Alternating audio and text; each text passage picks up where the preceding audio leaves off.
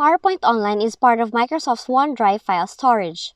That's why you can import slides from desktop version to PowerPoint Online, and here's how. In the desktop version of PowerPoint, create a new file or open the file which contains the slides you want to reuse. Next is to save your file to OneDrive by clicking on the File tab, click Save As, choose OneDrive, and then select Save.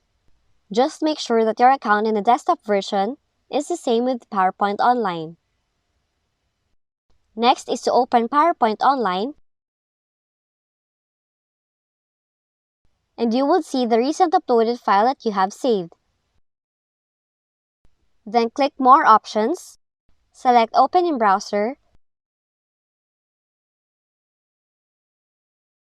and here you can edit the file which contains the slides you need in PowerPoint Online.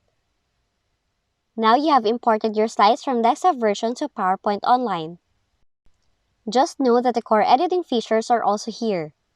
You can add and edit text, photos, shapes, and smart art in PowerPoint Online, add core transitions and animations to slides and elements, and present your presentation all from PowerPoint Online.